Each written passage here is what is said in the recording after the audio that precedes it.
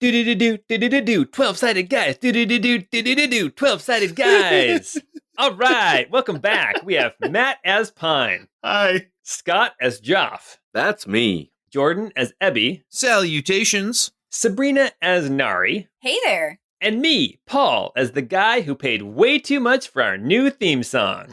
We're glad you're sticking around for the hijinks and adventure. For those of you wondering, I paid nothing for that theme song. I literally wrote down do and then muted myself for a second to practice. All right. Did you study beatboxing?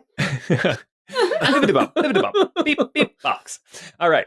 So if you're new to our podcast, then stop right now. No, not right now, but after I finish this sentence. No, not that one. This next one right after this. Okay. If you're new to this podcast, then stop this episode after I finish the sentence and go all the way back to episode 1, or else you're not going to have any clue about what's going on. Okay. They're gone. Joke's on them. I run this game and I still don't have any clue about what's going on. Anyway, if you want to help out, buy us some snacks and whatnot, you can do that by becoming a patron at patreon.com/12sidedguys. Also, rate us on your podcasting app so that others can find us easier. And if you remember getting 3 wishes and using them for things like invisibility, flying, or infinite Hammer Brothers Mario, thanks to a little device from Galoob, then this podcast is for you. It's the Crystal Codex, episode 31.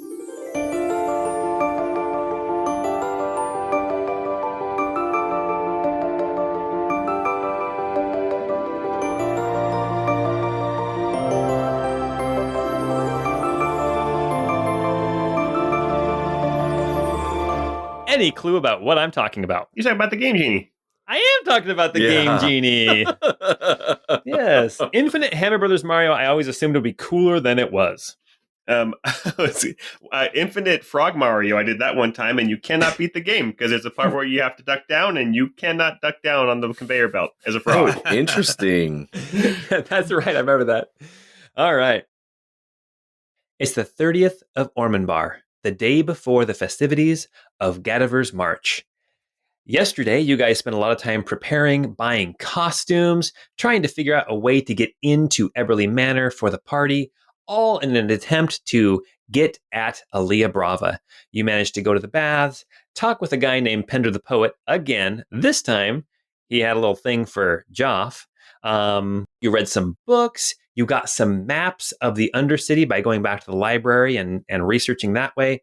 And I think the night ended with some more research in some books. I think we learned a little bit more about Joff's dad, Simon, and maybe a little bit more about his mom, Bree. We also learned more about the Cult of Inevitability and what it's doing nowadays. And Ebby learned a couple things from the Crystal Codex, including the fact that Neum apparently had wings and could fly.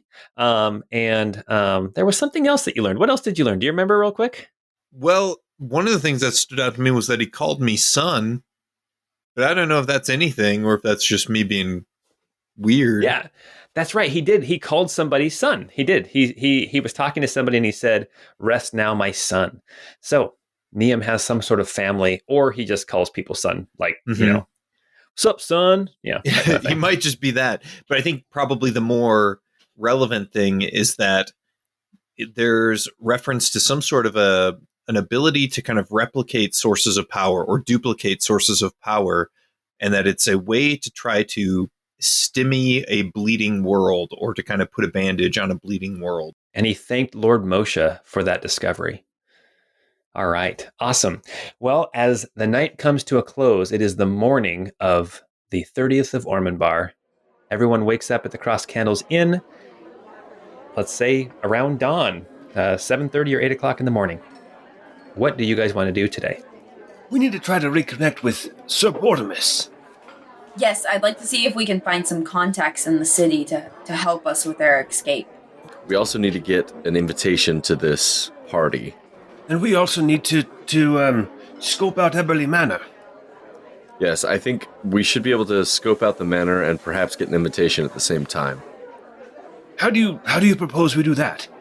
Well, I'm just going to walk up and say that I'm a wealthy man from Barrister. I'm perhaps interested in investing some of my money here in Arklevy, and heard about the party and want to come. Might work. If it works for you, maybe I could claim to be a wealthy, noble person from Colinium. Yeah. I'm not very good at lying, though. It's more like on a scale of 1 to 20. I'm at like a +3. And on a similar scale, I'm probably only a 6. Well, that would mean that I'm at a -1. Oh. Oh gosh! As you guys are kind of talking about what to do today, you see that Sir Bortimus actually does come into the inn right around breakfast time. As you guys are enjoying your breakfast, he is not dressed in his armor like he had been the last time you guys were together. He's dressed in very plain clothing. He's got a cloak on and a hood. And as he comes in, you see he pulls the hood up over off of his head. You can see that the cloak is wet, so it appears to be raining outside today. And he comes in, he sees you guys at the table, and he kind of waves over, and he comes and joins you at the table. And he says, "Good morning, my friends." Did you have any luck in your search? Oh, I was able to find the people that we were looking for, and it was at the first place I looked. So that's good news. Any progress on the plan?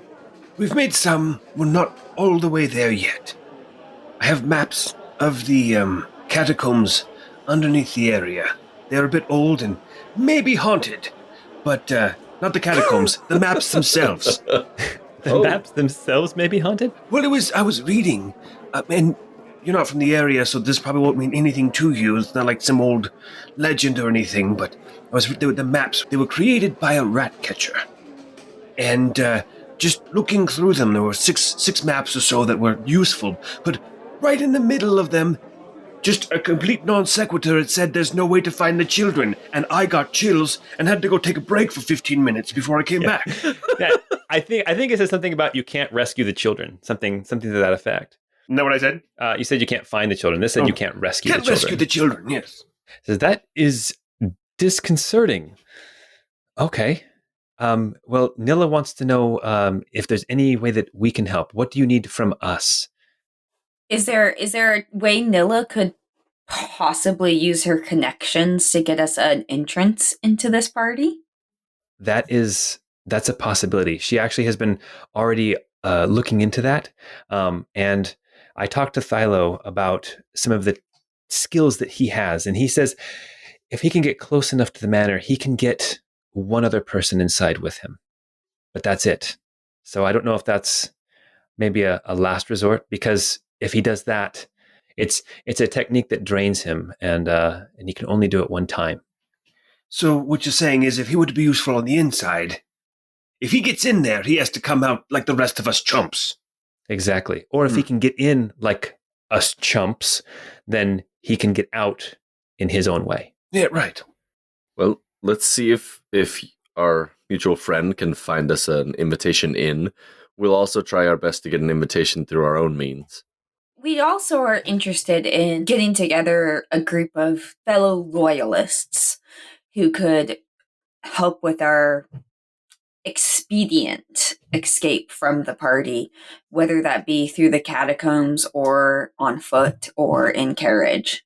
Yeah, well, I guess if we can find access into Eberly Manor through the catacombs, then somebody can be waiting there. But it sounds like you're going to need a few different groups ready to go, depending on how you get out. Is that what I'm gathering? I mean, that would be best. If we can find the people, I was hoping that maybe you guys would have more connections to people who are willing to help serve the greater good. We'll just say, as you say that, Nari, Pine and Ebby, you guys remember a certain chamber pot salesman who might be of service to you. Ooh. Double deuce. Double deuce. I would say I forgot about him, but I haven't. I think about him all the time. Okay. Sir Bortimus, are you in the market for a new chamber pot? Always?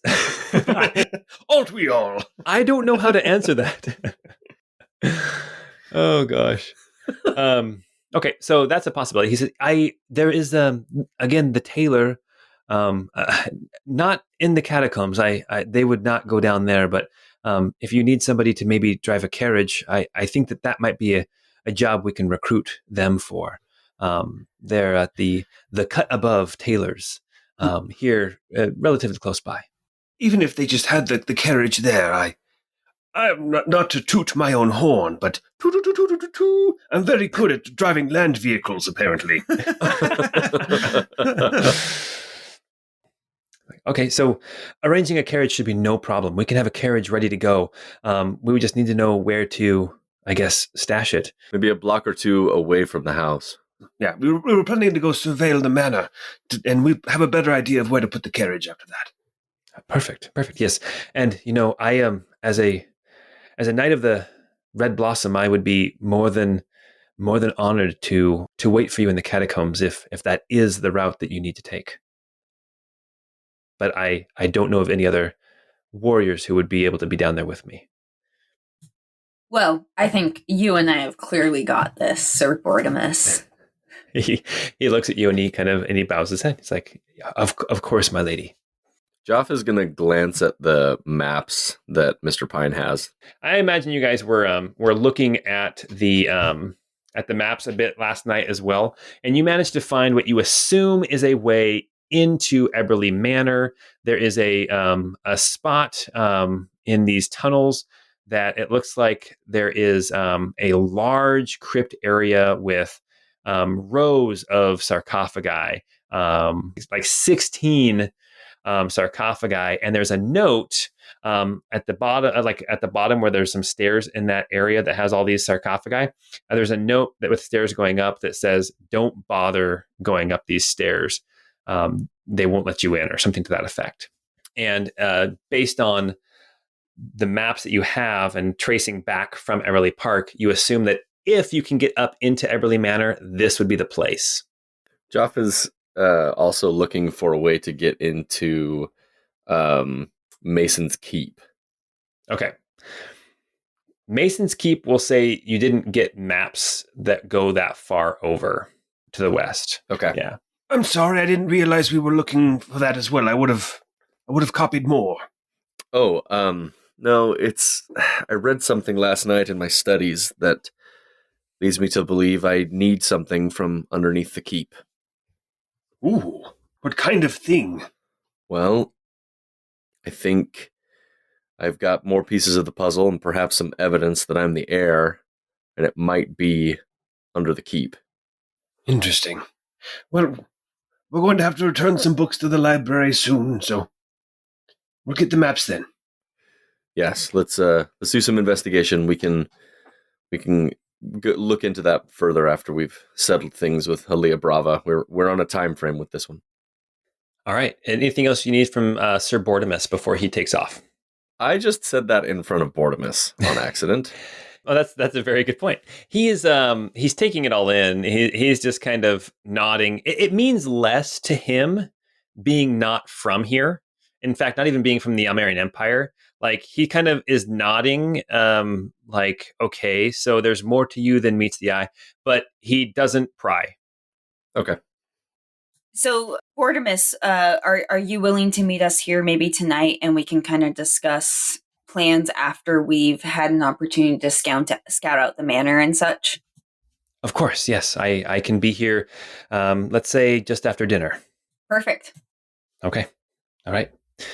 Well, thank you all again for all your help. And then he gets up and he does the same bow to you that he did yesterday, which I believe was like an arm across his waist. Then he bows over his arm and then he takes his leave. Question for you, Paul. Yes. With how much Pine has trained to fight the undead for some reason, would he have any idea if we were to go clear the path today, would it stay clear tomorrow? Or would a lot of these spirits come back? It's hard to tell. You have experience fighting undead, so it would more than likely help. But again, who knows when spirits become restless or not? Especially on that unholy night. Exactly. It is Gadaver's March tomorrow, which means that you guys were knocking on sarcophagi and throwing lids off of sarcophagi, trying to get him to wake up a couple days ago with no luck. Now, tomorrow night, who's to say? Oh yeah, and didn't we dabble in some light grave robbing? Yes. A Yes, we certain did. someone did. Yes. Yes. I think Abby tried to too. I tried real hard, but I was too weak. So, as I recall, Joff stole some golden buttons and also a sword that was very finely made. Mm-hmm. And I think Joff and I have Scott and I have discussed that off podcast a little bit. So I don't know. Do you want to make that public to everybody? Did we? How much did I get for that sword? You got double the purchase price of a regular longsword. It's just a very nice sword with jewels and things inlaid in the handle. So if a longsword costs whatever it costs to buy, you got double that for selling it. That'll basically cover the poison cost from the other day. Okay. So Yeah, perfect. Yeah, so Joff no longer has that jewel-encrusted longsword that he stole from a grave, actually. All right, so what's on the docket for today? Surveillance.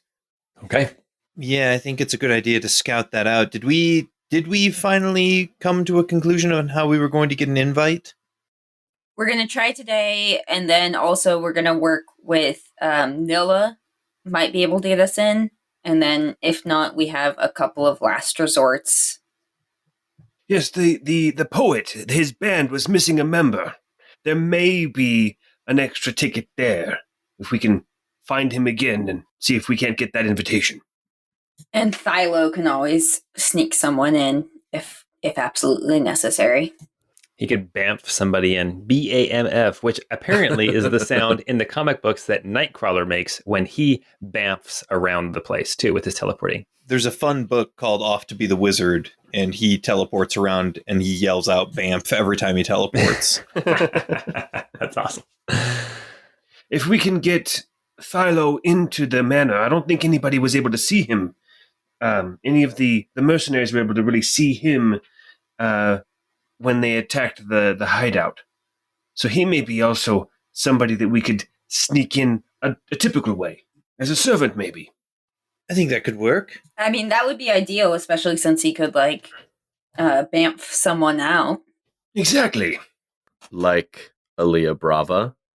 Ooh, do we get him a ticket and leave it all in his hands to go up to Aaliyah Brava and say, "Well, hello, Aaliyah Brava, bamf." And he bamfs right out to us and we're like, "Stab, stab, stab." 10 out of 10, best plan. If anybody wants to make an insight check about just with your little bit of interactions you've had with Thylo, you can do that. A 14. Joff got a 24. Nari rolled a 22.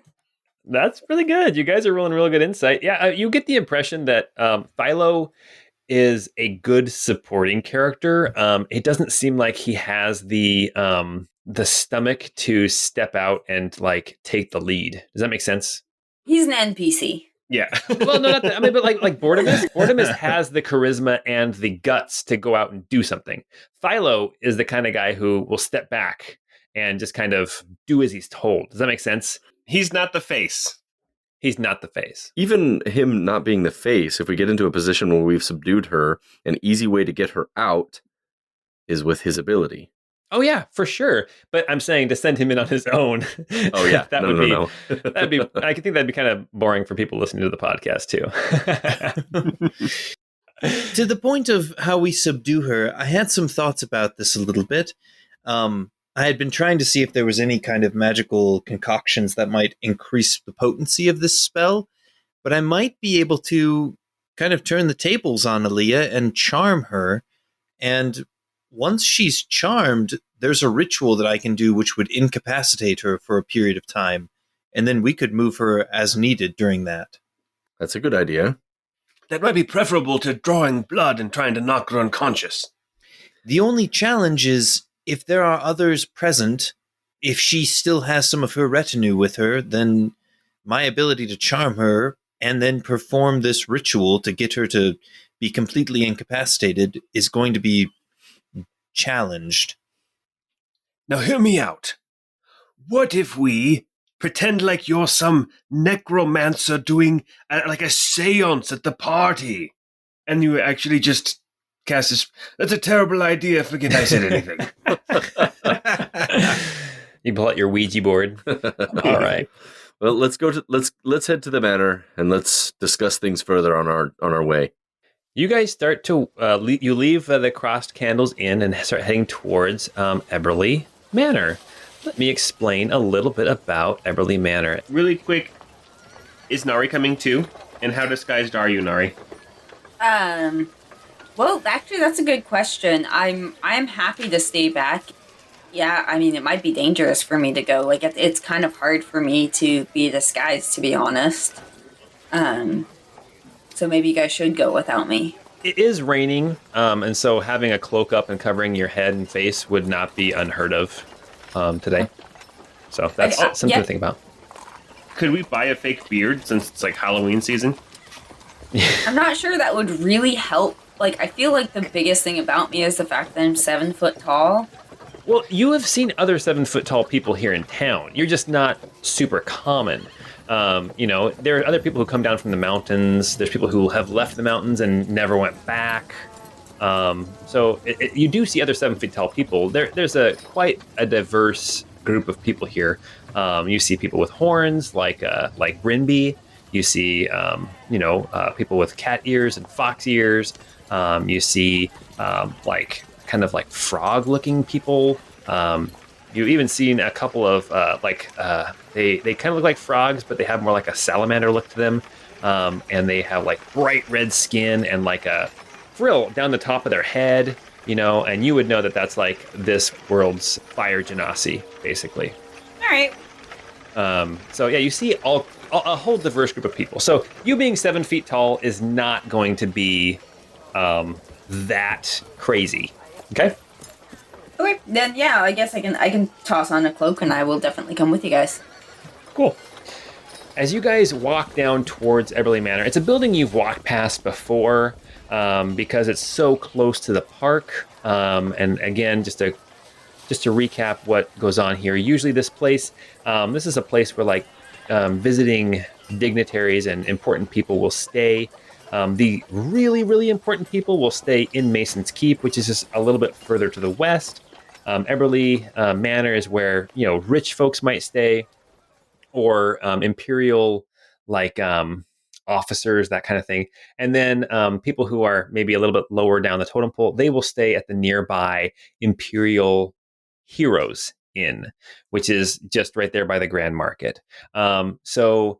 This is kind of, it's a very nice palatial building. So as opposed to Mason's Keep is very much more of a stronghold, stone, parapets, that kind of thing. Eberly Manor is, beautiful whitewashed, walls with large windows. This building is not built for defense. And as you're kind of walking around, you can see that the park comes, part of it just comes right to the western side, or sorry, to the eastern side of the manor. And as you're looking at the manor, you can see that there's basically 5 sections of roof line. And from looking at the manor and from talking to people, there's like an inner courtyard after you go through the gate, and then there's a museum that displays some artifacts of the past from this area, but it's all been very well curated to keep out anything directly related to like the royal line of Everlyn or even the country of Everlyn.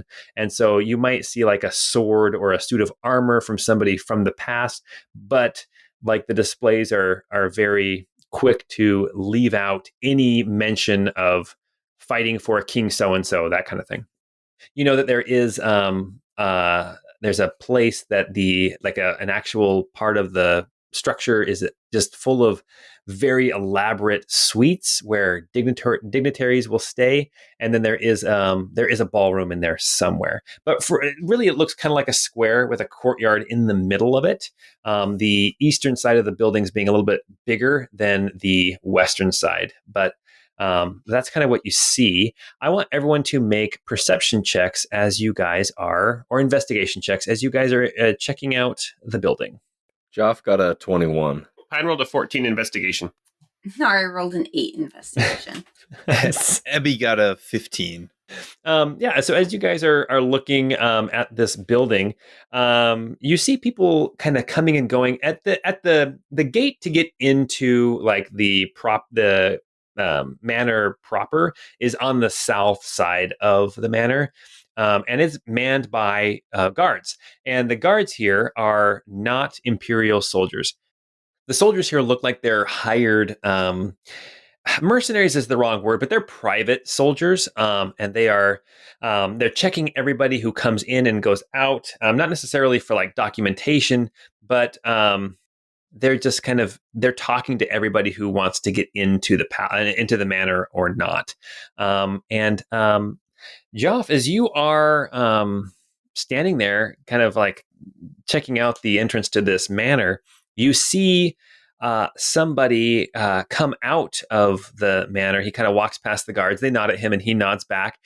He looks like he's dressed nicely. He's got like a cloak on, but the cloak has some nice trim on it, a little bit of fur lined. And as he comes out of the gate, you see him put a hood up over his head to protect himself from the rain. But with your investigation of 21, you see that he has caracal ears, like Mr. Pine. And he also has a similar look to Pine. You see him coming out of the manor, and then he starts to head west, which would be back in the direction of both the Imperial Splendor, or the Imperial Heroes Inn, as well as Mason's Keep.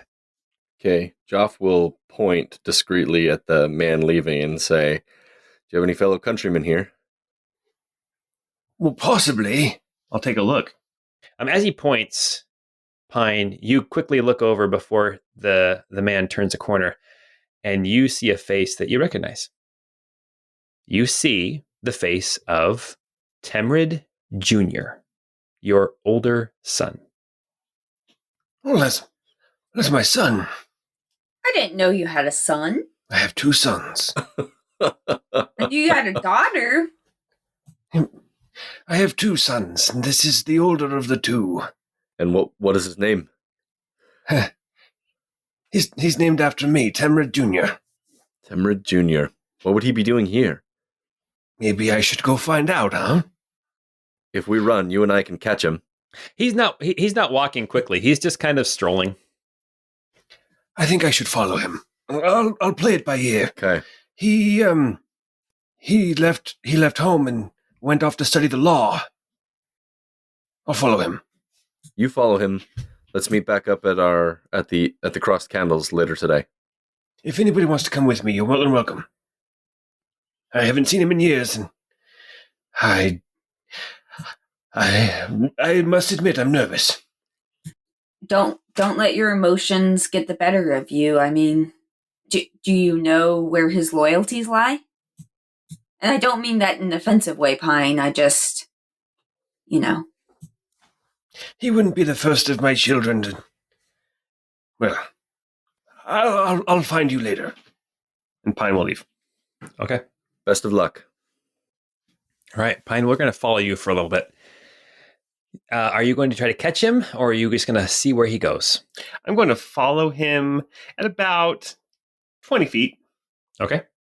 All right. He's not moving quickly. It seems like the rain doesn't bother him very much. He just kind of, as he's walking, he does start to wander kind of through the Grand Market, and he kind of stops every once in a while. He'll look at some things on a table. At one point, you see he sees like some a book, like someone selling some books, and he starts looking through some books, and then he reaches in, pulls out some money, and hands it off. And then he leaves with a book, and but he continues heading to the west. Before he does that, when he's purchasing the book, I'm going to come up to the stand next to him. Okay. And I will just stand next to him, and I'll say, So what are you reading nowadays? He doesn't look up at you right away, and he says, "Oh, this is a fascinating tale of." And then he kind of looks up and sees you, and he goes, "Of a of a father and a son being reunited in a very awkward way. And he turns back to the book sign and says, thank you for the book. And then he turns back to you, Pine, and he says, excuse me, would you care to walk with me for a little bit? It would be my pleasure. Thank you. I don't know these streets very well, so it's nice to have someone with me who can show me around. And he starts walking back through the streets, through the Grand Market. Do I get the impression he's trying not to let anybody know that he's related to me, or that maybe there's just a weird distance? Like, is it a weird, awkward thing? What do you think? I don't know. Well, there you go. I think maybe an insight check. Well, okay, you can do an insight check if you want to. That's fine. That's a 10, so not very helpful. You don't know. Okay. You get the impression he definitely recognized you, and there was no hug. Yeah. You get the impression he was heading west, and now as you're walking with him, he starts heading north instead. And he leaves the Grand Market to the north. And he kind of starts wandering through streets and looking for like a cafe or something. Okay. Just little small talk with you for a little bit. And then he finds a small cafe, just a few tables inside, and he says, would you care to join me for a meal? Oh, I would love to. It's about that time of morning for mimosas. Yeah, I think I could go for some alcohol. And then he goes into this cafe, and he, you guys go and you sit in a table, kind of off in the corner, just the two of you. And as soon as you sit down and you order some food and maybe a drink, as soon as the server leaves, he leans forward and he says, "What are you doing here?" Well, I could ask the same thing of you. You see a tear leave his eye, and he says, "I think I'm here to get you." Wait. You're here to get me. Not here. Dad. Does he call you Dad? What does he call you? He would have called me Papa. He says, okay. He says, "Papa, I'm supposed to go arrest you in Tabery." What's the crime? Insurrection? Murdering of an adjudicator. Please, Papa, tell me it's not really you. It's very good to see you, my son. Papa, what have you gotten involved in? I think the less you know, the better. He says, "Papa, when an adjudicator is murdered, another adjudicator comes to make that right. And another adjudicator is here, Papa, for you." Are you traveling with this adjudicator? Yes. I am. I work for him. I studied the law and adjudicators are law. Their words are law. Papa, you'd be proud of me. I was good at what I did and I got recruited. But now I'm here, and I'm here with him. I'm here with Adjudicator Ulrich, and he's after you, Papa. An old man with long ears, caracal ears, using a cane, wielding a sword like he was born to it. In Tabery, of all places. Papa, that's you. It does sound like me, doesn't it? I'm screaming. My husband came in to check on me because I'm telling Pine to shut the f*** up. But oh my god, you guys. My feelings. Temrid, I am proud of you. You followed your passion. It sounds like you've made a good career for yourself and for your family. Is it just you? And my grandfather? Not by me. Not by me. But Leon, yeah, you're a grandfather, but not by me. Hmm. Leon has some kids, though. Good for him. Good for him. My children were the greatest joy in my life. Are we still, Papa? You're still my children. You're still my joy. That person you're looking for in Tabery does sound a little like me, you're right, but I don't know, you'd probably need to head there to investigate just to make sure. Papa, I can assure you that we will go there. That is where the investigation is going. I hate to put you in an uncomfortable position to make you choose between family and duty. Know that I have never stopped doing what I felt was best for us all. Everything that I've done since your mother died, I do with a clear conscience. He drops his head and he says, I wish I could say the same. And he looks you back in the eye and he says, but sometimes we do what we have to do. So tell me, Temrid, how long have you been in town? How long are you staying? Will you be here for the festivities tomorrow night? Yes. Adjudicator Ulrich is a valued guest here in the city, and he's been invited, and as have I and the other members of our team. But Papa, I think I lost my way. Hearing you talk now, talking about a clear conscience, that's how you raised us. That's how you taught us. And I can't say that I have a clear conscience.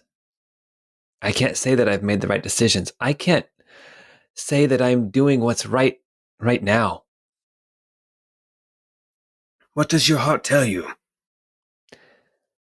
My heart tells me that I should have listened to you more growing up. I was quick to turn my back on Menarest. And you were not, and Mom was not either. And for a long time, I just thought you old and stuck in your ways. And knowing now the ins and outs of how the Empire treats its citizens and its motivations and its moves, I feel that somewhere along the line I lost my way. It is never too late to do the right thing. I don't blame you, Temrid, for not hearing me. I was very rarely even home. I must have been a stranger to you. No, not a stranger. A hero. You were a hero to me. And you were a hero to Sonia, too. No matter where she's at now, you were her hero. She modeled her life after you. You can't forget that. Her life just went a different way. I suppose you're right there, too. I suppose you're right. Papa, I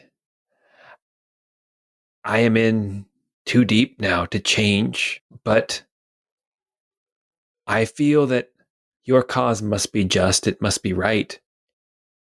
I would, and he kind of leans into you, because I would help you in your cause in any way that I could.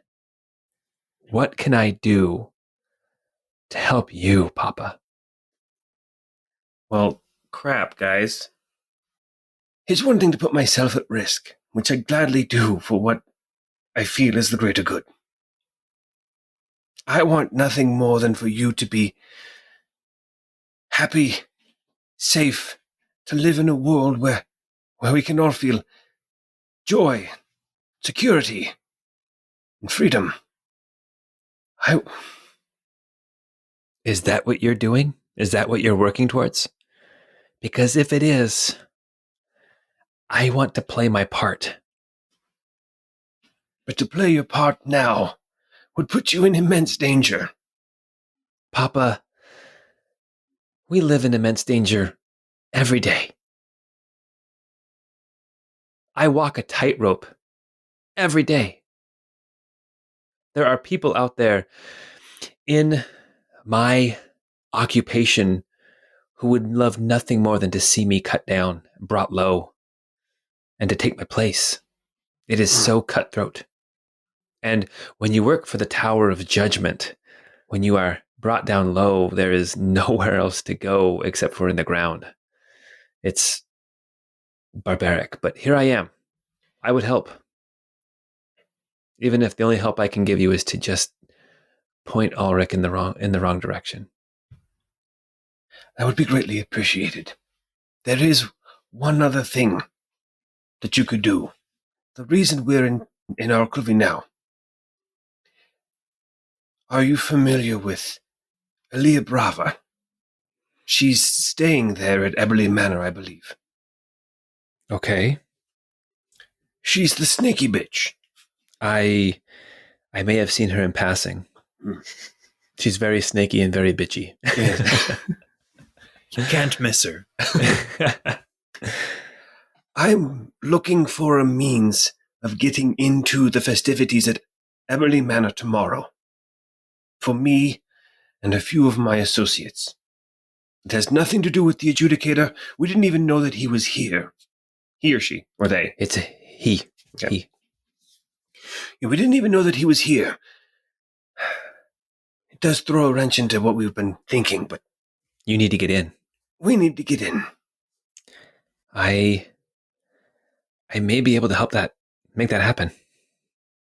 He pulls out, like, in his pocket. He's got like besides the book he just bought, he's got like a ledger, and he pulls it out, and it's like it's just like a fantasy equivalent of a legal pad, right? It's just full of papers and like a expensive looking parchment, and he gets out some ink and a quill, and he starts writing a note, and basically the note says, "The bearer of this letter is invaluable to the Empire and would be an honored guest at Eberly Manor for Gadiver's March.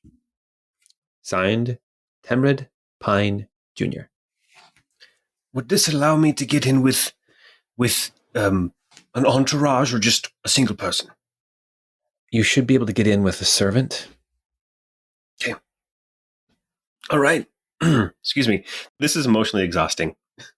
Oh, it's good. It's good. It's really good. Temrid, I thank you for this. And I think it best we don't recognize each other tomorrow. But I am so happy to see you. And if I could, I would like to hug my son. He nods. You can see that there's like definite tears on his cheeks, and he stands up and waits for you to stand. I stand. And he gives you a big hug, and he puts his head on your shoulder, just like he did when he was young, just a young boy. And I say, I am so proud of you, and I know that your mother is proud of you as well. And you hear a little sob, just a little one. and what I used to say to him as a kid, I'll just say, Good boy. You're such a good boy. He pulls away from you and he says, okay, just one thing. The adjudicator, he has your description. So I would cover your ears and don't show them off at all tomorrow night. He might see you for what you are, if you do. That is good advice. I will make sure to be in disguise. You may not even recognize me. All right. He reaches out, squeezes your hand. He says, I love you, Papa.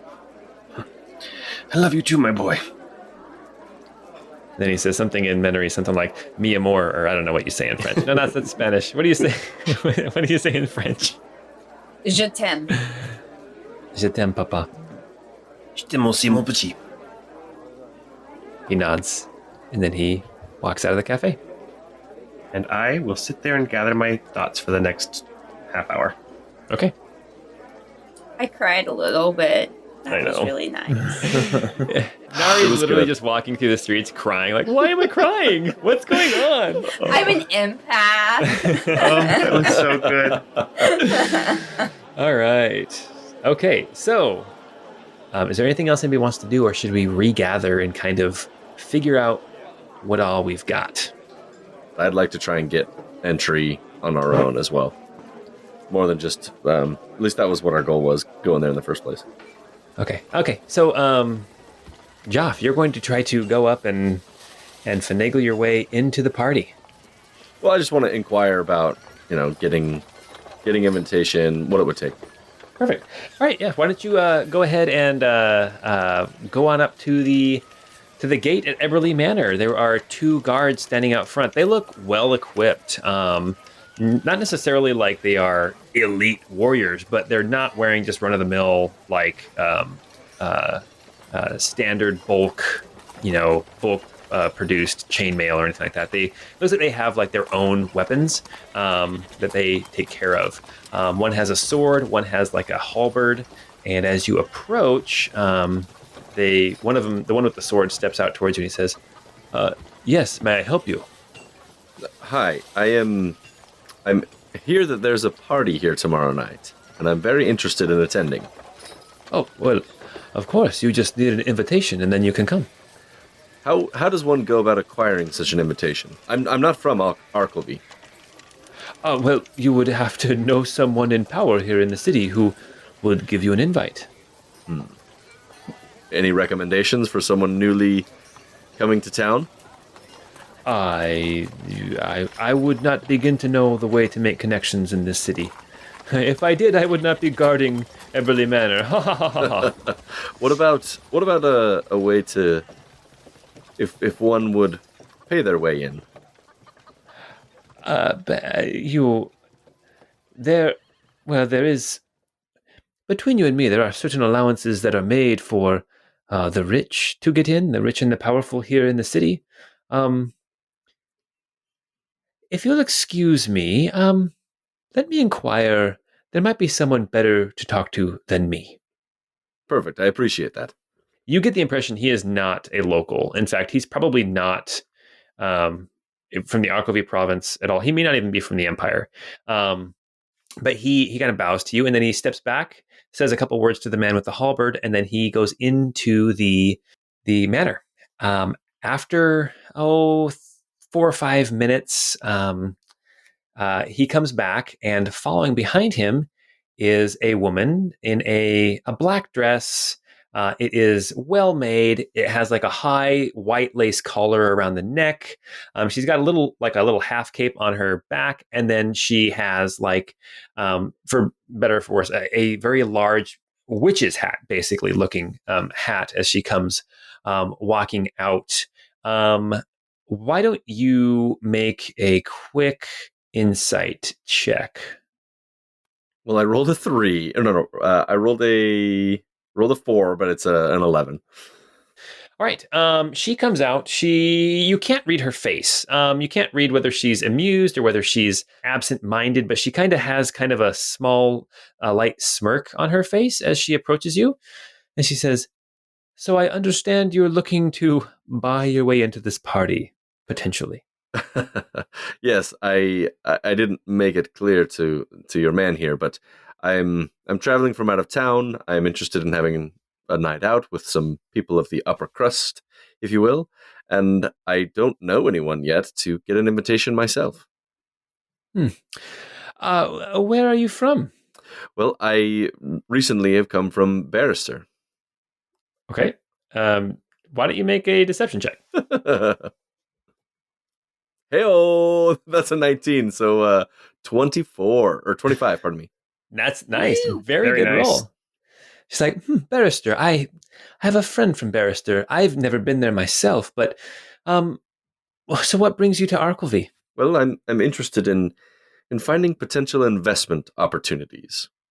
Investment opportunities. Well, I might know of some people you might want to talk to. I guess the question I have for you is, why should I allow you into the manor tomorrow night? as I said, I'm happy to pay for a ticket if that's what it needs, if that's what I need to do. But I want to rub shoulders with the upper crust here in town and get to know people and see if this is a good place for me to actually invest the money that I have. Why don't you go make a persuasion check? Oh, come on. 13 on persuasion. Let me make a counter roll for her. Okay. So I rolled a 6, which brings it to, actually, it brings it to 12.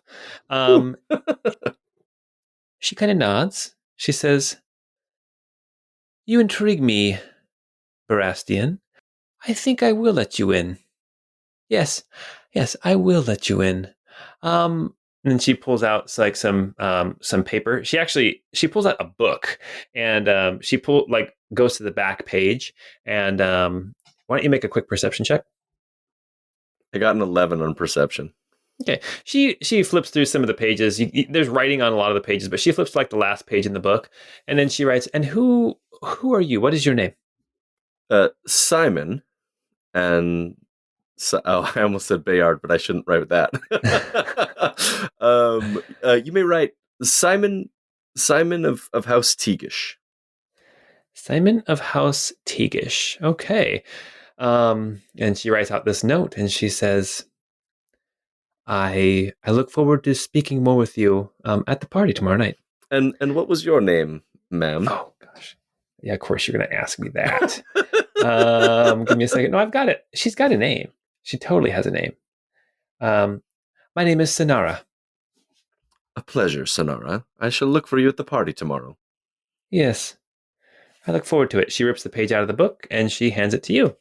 And it says basically, "Please admit Simon of House Teagish, the Barastian, to the festivities." Perfect. Eberly Manor, 30th or 31st of Ormanbar. I will bow and take my leave. Okay.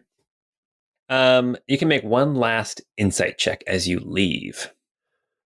I got a 13 on insight. I am rolling so bad right now. You as you bow and you look at her, you see that she still has the smirk on her face, and about the only thing you can tell is that absent-minded is not a word you would use to describe her. Appraising is a much better word. Okay. All right. You guys ready to reconvene? Yeah, let's reconvene. Yeah. Hell yeah. All right. Yeah, you guys all kind of reconvene. Where are you guys going to meet up at?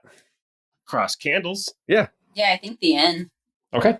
Awesome. Cross Candles Inn. You all wander in there. We'll say Joff, Nari, and Ebby, you guys wander in there together, and then Pine wanders in a few minutes later. And how does Pine look at this point? Pine looks lost in thought, a little wistful, but happy, bittersweet happy. Okay. All right. Yeah, there you go. You guys are all down there. It's, lunchtime-ish. Pine, you already ate at the cafe, though. Yep. I assume you did. Yeah, but I do need more drinks. Pine will come in and he'll say, I've secured entry for myself and a servant. I believe I've done the same. Well, that's a good thing, right? That means that we have at least a guaranteed inn for all of us. Yeah. We need to make sure that we can do this as discreetly as possible. There will be lots of people, and if we start a fight out in the open, it could get very dangerous very quickly. It might be better to take Thylo than someone like me, who's kind of obvious. We'll add to that the fact that there's an adjudicator there. Excuse me? Yes. There's an adjudicator here. In fact, this adjudicator is setting out for Tabery after the festivities to investigate the murder of the adjudicator Rolf. So real quick heads up to everybody listening. It's been a while since we've dealt with an adjudicator. I just want to give a quick recap. Adjudicators, what we know about them so far, there are 6 of them for the entire empire. Basically, they are outside of the command structure of the military and other imperial organizations.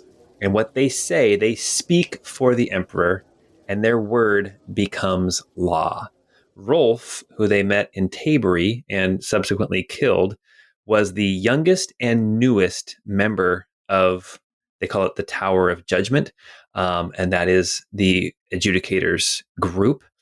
And now it sounds like Ulrich is here to investigate the death of adjudicator Rolf. That was my son. He works for the adjudicator. But I think he may be... No, I know. He's on our side. He was able to get me entry, and he did let me know that if we do try something, there is an adjudicator there.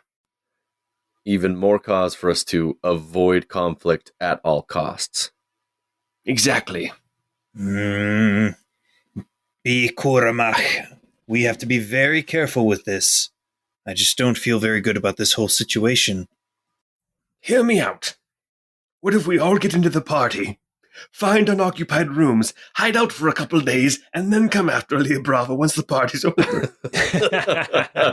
Have you seen that movie with Denzel Washington where the bank robber walls himself into the vault? Brilliant. Oh gosh, that's the one. I'm trying to remember what movie that was. I can't remember the name of it either.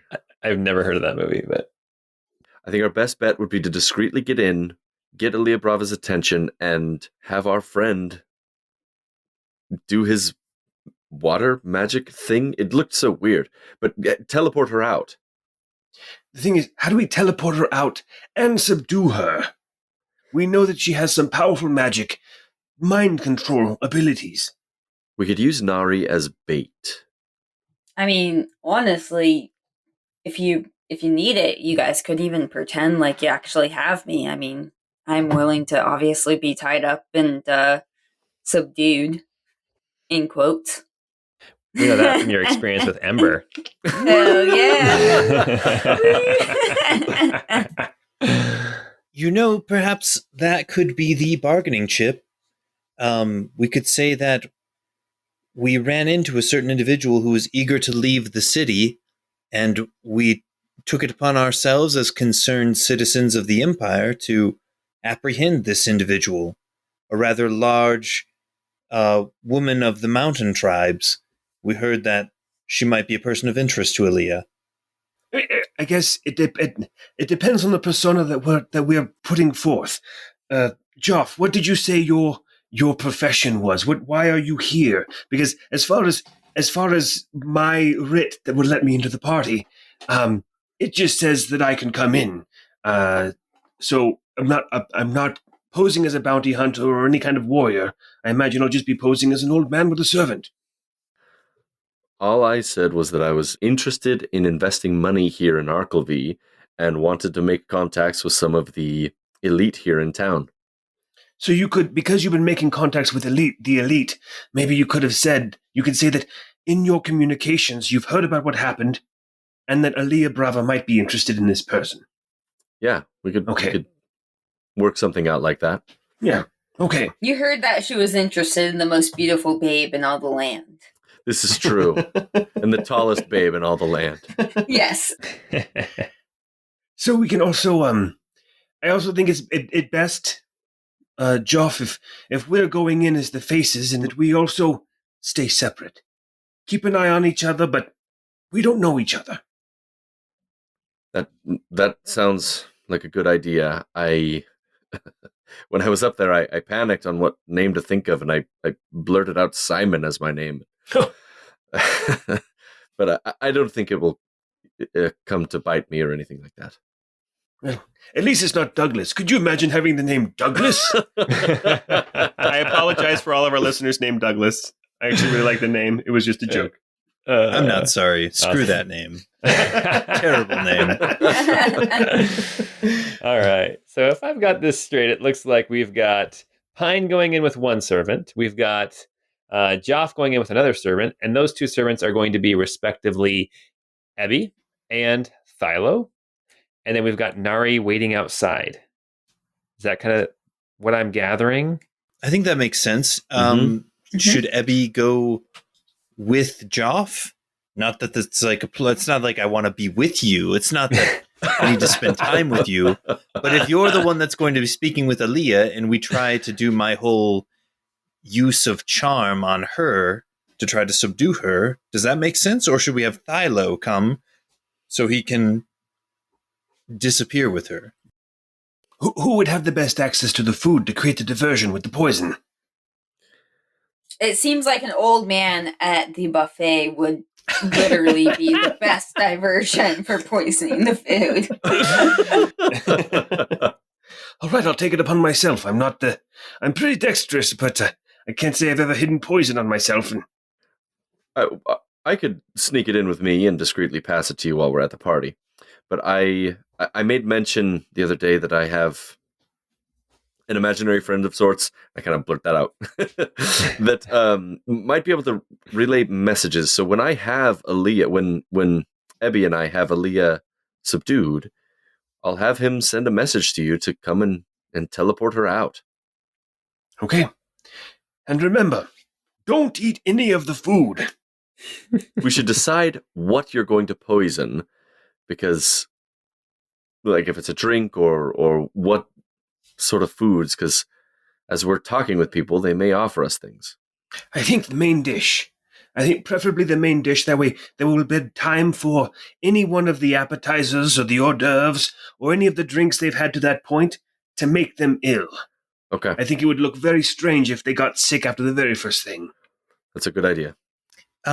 Just as a contingency, Joff, if for some reason this spell does not work, she will know instantly that I attempted to try to subdue her using magical means, in which case we will have to overcome her by force. Let's hope it doesn't come to that. If we could get her in to the east side of the manor, Nari could even be waiting out there. If we need her, she could come in a window or something. Because that's the side that is up against the park.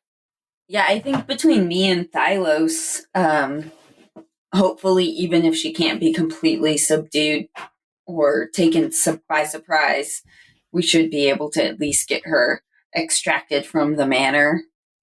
So I think that we should position whatever carriage we have in or right near the gates of the park, and I think that we should have Nari and Sir Bortimus stationed in the park near the wall, so that we can hopefully get them to us if we need extra support. Yes. Very cool. I think we got a plan. Sweet. Rock and roll. Let's do a caper. The only thing Joff would do the next morning would be to get the other maps that head all the way to the other manor. Okay. Joff, as you go back to the library to look for more maps of the areas under the city, you find the maps that get close to Mason's Keep, and then you get to the map that's the furthest west you can find, and at the edge of that map, written in what you assume is the rat catcher's hand, it does say this area patrolled by the what would be the royal rat catchers of Everlyn, or something to that effect. And so you find maps that get you close, but not actually under the castle. Okay. No more mention of children. As you're looking through, you do find that one section that Pine had read as well that said you can't rescue the children. It's just written randomly in a space on one of the maps. Was there any other indication of like what that meant? As you're reading through and looking at these maps, you realize that these maps were written for this guy. He wasn't drawing these maps for other people. They've just been compiled now. But he was writing maps for himself. So all the little notes and things in the margins are just notes to himself. Like at one point, there's one note that says, "Watch out, there was an alligator here," or something to that effect. There's something with big teeth was down this way, or something like that. Huh. And then at one point, there's a section that says, spirits are often restless here, so tread lightly and bring holy water, or something to that effect. Okay. All right. On that note, you have some maps. You guys go back to the beaded bodice, and that tailor has your costumes all ready. They fit perfectly after a final fitting. And the guy keeps checking everyone's inseam over and over again for some reason. I don't know why, but after you guys manage to get all your costumes ready, your plan is set. You go over everything over and over and over again. And it is now time for the party at Eberly Manor. And that's where we're going to stop for tonight. All right, guys, looks like next time there will be a caper. I am super excited for this. Woo! You guys did really well today. There was some nice touching moments with a father and son reunited, and some good role play and some... If you didn't cry in this episode, you're a monster. A monster. Anyway, all right, guys, go leave us a review. You know what? We've actually, real quick before I forget, we've gotten some fan art from some people, and it is fantastic. So if there's any fan art that you've done, send it our way. We love to see it. We put it out on the wiki under each of the characters so that your art can become canon for characters. One of our patrons, Gina, sent us an awesome picture of Gob from episode 3, if you guys remember that far back. And then also we got some a lot of fan art from Metzinsoft, Metzinsoft. We got some great pictures of Joff. We got pictures of Ebby. We got pictures of Pine, Nari, and we even got pictures of Gigi. Anyway, if you have some art you want to send our way, then send it our way. Other than that, have a great time.